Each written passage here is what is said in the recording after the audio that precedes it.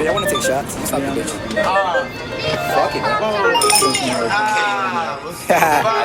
Okay. Fuck your bitch. Hey. Like I got it every fucking day. Yeah, yeah. Like we kicking, like we getting play. Yeah, yeah. And I'm chilling with your baby, babe. Yeah, yeah. Like I got it every fucking day. Yeah, yeah. I'm a fireball. I make it too high. I'm a fireball. Oh, word? I bet. Just, let me know. That's a fact.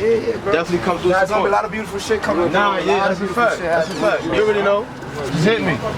Sure. See my niggas later. How my brother just Alright, bro. Look.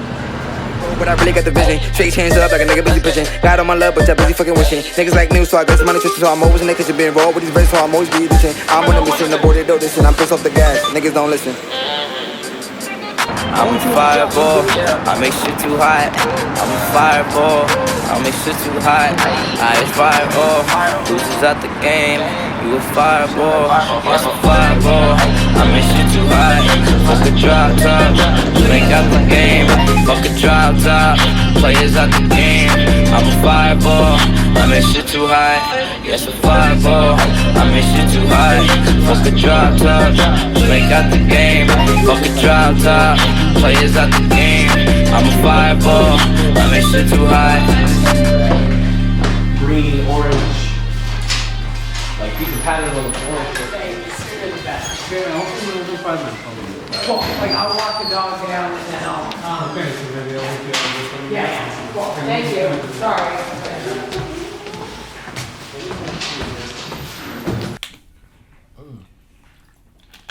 Yo, we here. Second interview type shit. It's my OG boy, Louis. Calvin on the camera. Again, that's my nigga. Let's fucking get into it, bro. Like, honestly, type shit. I've been listening to your music since you started making music type shit. Watch Out for the Trap was like a whole vibe. That was over like 2 or 3 years ago. How many years ago was that? It's been about 3 years. That's crazy. And then, like, since then, you haven't put out a project, which I'm fucking tight at you for. Nigga, bro, mad niggas have been on you about that. Fuck you. We still waiting. Fuck me. But you have put out a few other shits. You put out Let It Breathe, which I fucked with. You did a show with Blizzy, which was fire. You did the feature on Range John, Art Piece, which honestly, like, right now, bro, is probably like one of my favorite songs.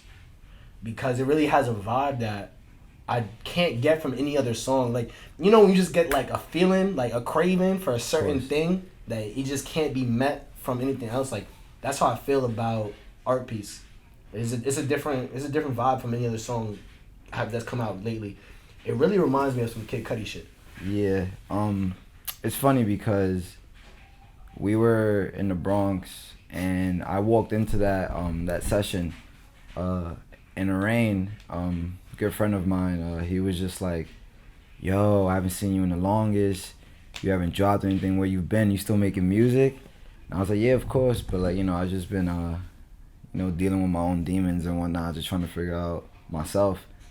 And he was like, yo, you trying to make this song? He pretty much said that like he has a whole concept for it and that he wanted to visualize and describe a girl in the form of art. So then he introduced the topic to me. He introduced the production, which he made himself. And then, it was a vibe. Like, we were just smoking in the living room, and then we went into the room. We had, like, this little homemade booth. And it was one of the first songs where I kind of, like, hover it out. Like, I kind of, like, freestyled everything off the top. And the cadence just developed on the way I felt that day, and then it just worked out well. And, yeah, that's Art Piece. Yeah, I feel like when it comes to like niggas from the city who make music, it's crazy because there's like a lot of different styles. Like, there's people who they have like a studio they know they go to, like engineer, like they have a whole system, like a manager, like everything on point. Like it's basically like a business. And then there's people who like, there's just kids who just fucking around, going to each other's cribs, setting shit up and doing the same thing, like making music, but from like a super different perspective. Yeah, absolutely. It was one of those things where we were trying to keep it as genuine and as authentic as possible, because at the time we were going to other studios, but then it just didn't feel right. Like I'm one of those artists who just, I'm not into the whole studio thing. I like creating my own space to like do my weird shit. But it's definitely a blessing and a curse, because you know you don't get the same quality sound, but it's one of those things where like you kind of like get what you ask for, because I was going for a specific type of workflow, and it basically turned out fine. Like for example, how Earl and Maxo and like a couple of these underground artists, they record in bad spaces on purpose so that they could get a homemade and like some type of like distortion. It's like they want the actual background aesthetic in their voice to resonate in the music, and that was something that always inspired me in terms of my workflow. So over time, just developing studios within a home or just a homemade studio, it kind of built that sound that we were all looking for, and yeah, it kind of helped the process for Watch Out for the Trap. Like when we first started working on the project, it translated to one idea at first, and it was simply me not knowing myself but trying to have fun. And at the time I felt lonely, so I just grabbed a group of cats that I met pretty much like along my journey, and that happened to be Coco, my boy Rain, my boy Ray Miller, Andy. Shout out Lucid. Like I kind of like, I was kind of like the ASAP Yams of that shit for a sec. Like I kind of just brought people together like on some Dreamville shit, and just made a whole project that just essentially just described the New York like style and like the sound right now in the gutter. Like pretty much the dudes that I chill with, they all go through the same shit, you know, like they work 9 to 5s. They pretty much, you know, don't have money to support themselves and their family, so I just wanted them to feel comfortable in their own skin, and I wanted it to be a playground, like just pull up and just ride on the swings, bro, and just have fun and don't think about anything else. I feel this type of shit where like authenticity and genuineness, genuity, I don't know what the fuck. Genuity. Yeah. That's always been like crazy huge. Like, bro, this nigga did not even let me bring lights, bro. I had to fight to bring this light. Like, I really wanted to get my lights from Ed's crib. Like, I could have rented a studio. This nigga not want to rent a studio. Like, he really just wanted to do everything at his crib. Like, yeah. Shout out to nigga Malik. Bro, but like, straight up, like, y'all niggas remind me of each other. But fucking, yeah, like, I always see that. Like, that's the number one thing I always ask you. Like, oh, bro, it's like, bro, I want that shit to be authentic. I want that shit to be authentic. And I'm like, yeah, like, that by definition type shit. By definition, but like, yeah. What does that kind of like mean for you? Well, authenticity for me is really just comfort. Just understanding who you are, and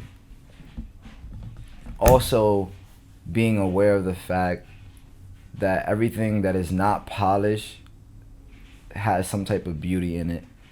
I feel like a lot of artists, a lot of rappers, or just musicians right now in today's age are seeking something prominent that's going to remove them from like a different... Yeah, how in today's day and age, there are artists and rappers and musicians who are seeking a polished sound, something that's going to make them different. I hate using the word different, but just make them unique in their own way. And once they find that polished sound, like, I feel like that's where you kind of hit a downfall. And of course. I was telling Calvin, like, ultimately, like, this is an industry that's run by money. So, like, people, like, rappers and hip-hop and even just music in general has been made to be, like, this sexy thing. Yeah. But ultimately, art is supposed to be about being vulnerability. Being vulnerable. Being vulnerable. True to yourself. Being like, the opposite of what being sexy is. So, exactly. I 100% agree with that. I've always been insecure even in the way I dress, the way I talk, the way I breathe, like just everything about myself. Anxiety type shit. Yeah, just like I'm an overthinker. Like I just overanalyze everything. So when it came to me making music, I made a promise to myself that whatever I like and whatever I love and sounds good to me is my beauty and my essence of what I think is music. So even if people might not fuck with me moving forward, I'm really content with that, because it's like I'm not expecting everyone to really fuck with me, because I'm gonna be one of those artists where like I'm not going to sound the same ever. Like you see how like your favorite artist, you're like expecting something when they drop, and then once they drop you're like, oh, this shit's trash, it's not it. Yeah, like Childish Gambino is definitely one of my favorite artists, like arguably my favorite artist. And yeah, in fact, when he dropped Awaken My Love, I was like, what the fuck is this? But like personally, bro, like I'm such a huge fan that I automatically was like ready to find the genius in it. You were still attached to it. 100%. Like I already was like, all right, how am I, like I'm gonna figure this out. Like I'm gonna figure out why he made this album like this. And then once I did, like once I understood everything, it made so much sense. Is it like it's pretty much addressing exactly what we're talking about, where like hip hop is just like so appeared to be like so sexy and everything that like is not really genuine. Meanwhile, when it came to like music of his childhood, like blues and soul, like it was way more about like vulnerability and actually talking about like the truths of humanity, opposed to just like money, bitches, fucking power, you know. Yeah, absolutely. I feel like once you gain some type of attachment to like someone, I don't like, in terms of music, once you get attached to a certain type of genre or a certain type of music, you don't want to hear anything else. That's so true, bro. And that's what I was telling you about art piece, where it's just like it's a certain vibe. You just need that fulfilled, like in that lane. In like, that you lane. Need that, like 100. And I feel you, bro. That could be a blessing and a curse, because once you hear that, you don't want to hear anything else, and you practically don't want to let anything else in. And that could be a blessing and a curse, simply because you're never going to grow. You're not allowing yourself to grow or blossom into whatever it is that you might just be. Yeah. And whatever that might just be could be something so beautiful to you. Cause like it centers you, and once you discover that, I feel like that you just become like impeccable, bro. Like like no one can really penetrate who you are, because you're so comfortable with who you are. Yeah. I feel like kind of like how artists challenge us in different ways. That's why Kanye is always one of my favorite artists, because he really like definitely he really challenged the sound of hip hop and everybody around him. Like there was like bro, like shit was crazy. Like when 808s dropped, and niggas like, damn, bro, like it's really gonna be like what's up. And especially then when Yeezus dropped. But also another dude who did that a lot was Kid Cudi, and I feel like Indica really kind of allowed for, at least for myself, to transition more into like indie music and shit. Yeah, definitely. And yeah, definitely like. Yeah, kind of created that lane for like, even now you see like Tame Impala like fucking collabing with Travis on Skeletons and shit. Exactly. So it's just like the industry grows by the people within it growing as people, and then allowing for new genres to blossom. Absolutely. It's one of those things where if you're not constantly looking for something new or trying to make something new and refreshing, then you're just simply going to make another one of those good things. Like, for example,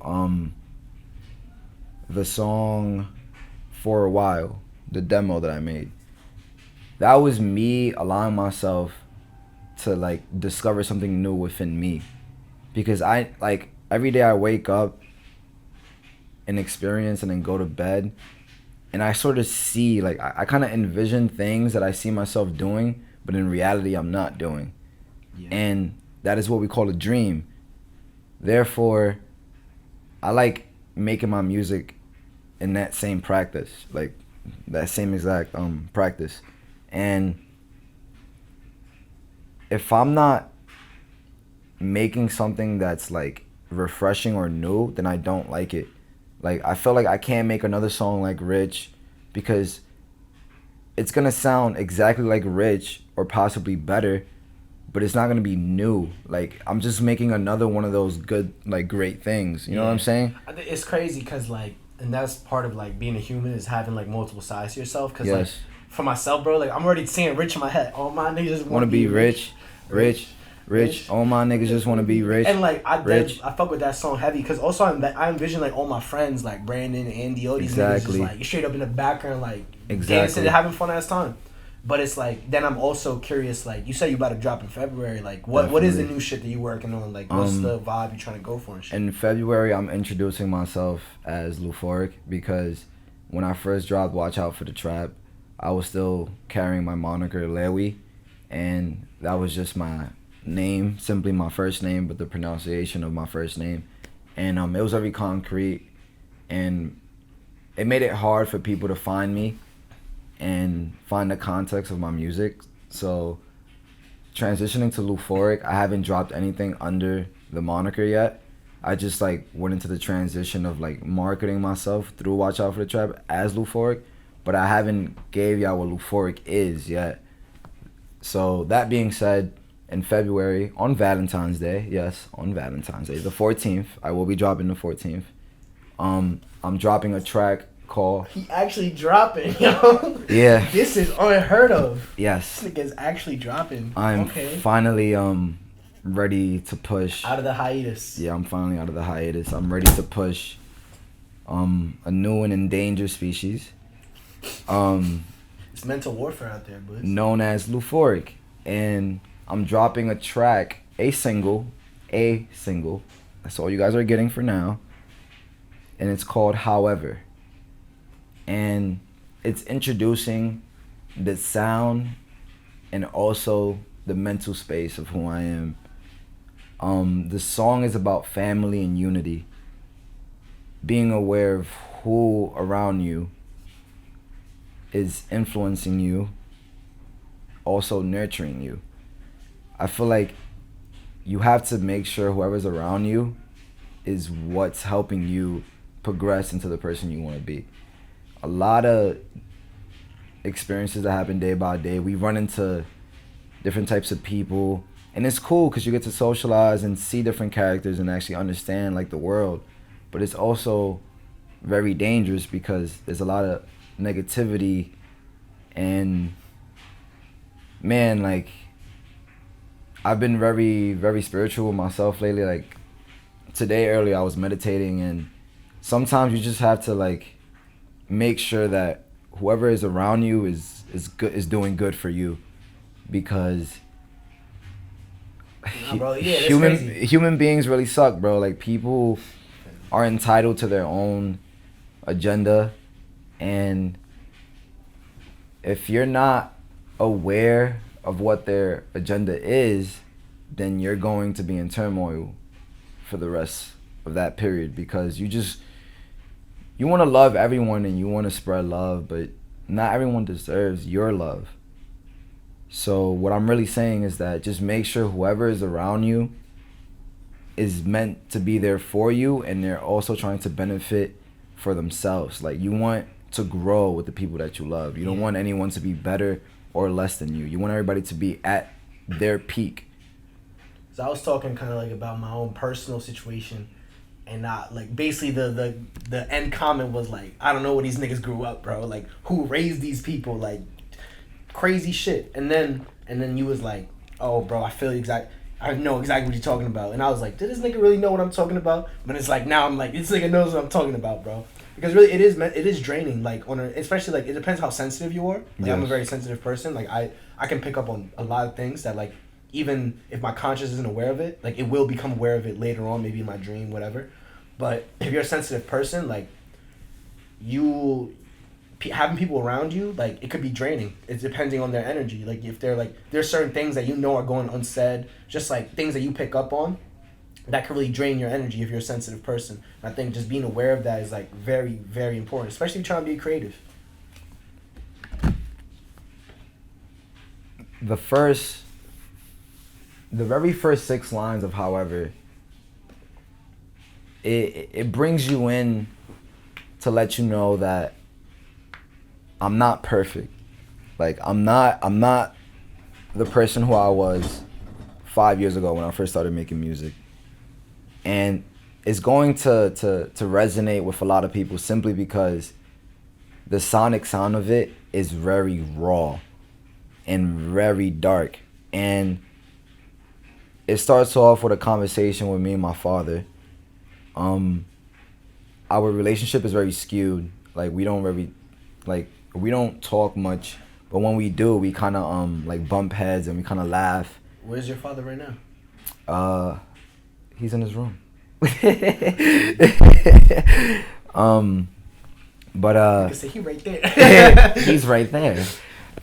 He's currently watching Star Wars. Yo, shout out your pops for the Disney Plus package. Had to put me on. Yeah, man, Disney Plus, man. Yo, Disney Plus and chill, man. Disney Plus, Disney Dick Notch. But pretty much the conversation between me and my father, it was very beautiful to me.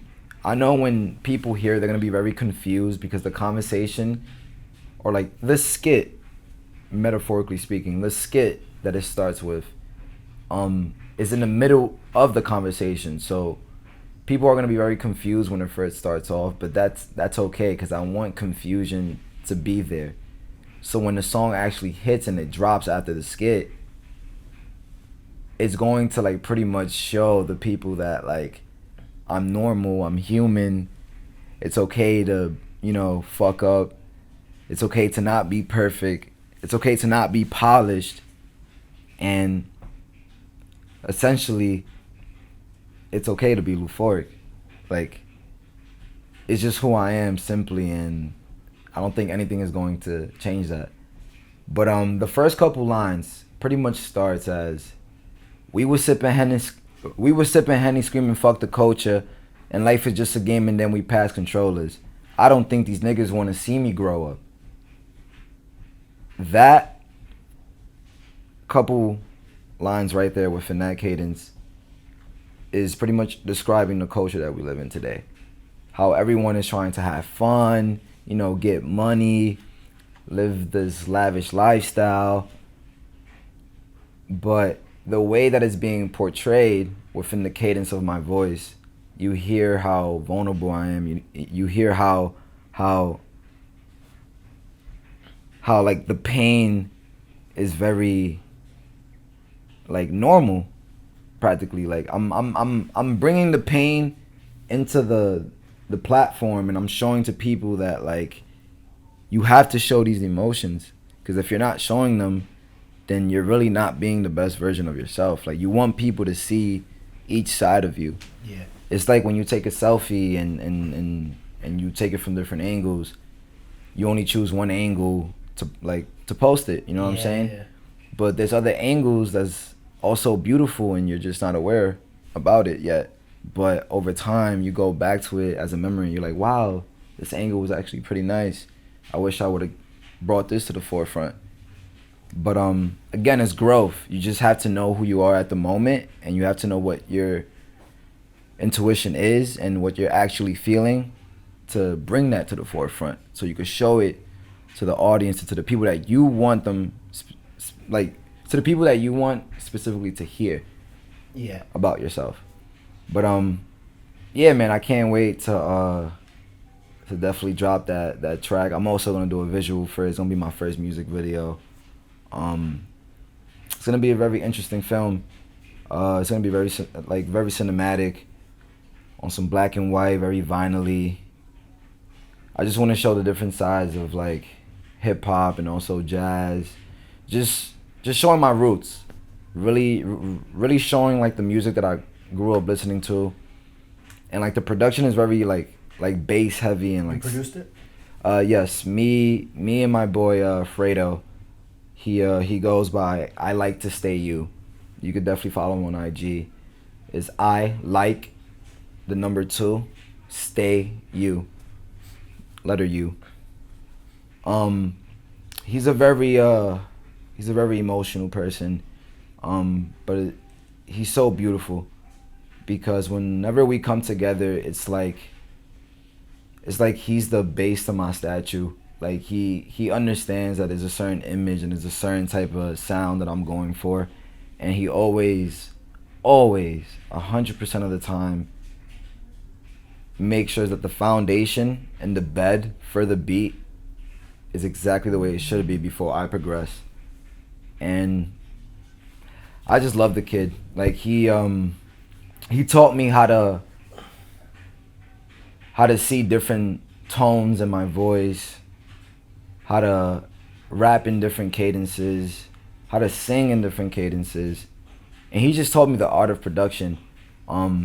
Very talented dude. You guys should definitely check him out. Definitely go cop his beats, because you should get him now before he start blowing up, truthfully, because he's the best producer out of the Bronx for sure. But yeah, that's my geyser right there. I fucking love that kid. You want to check your phone?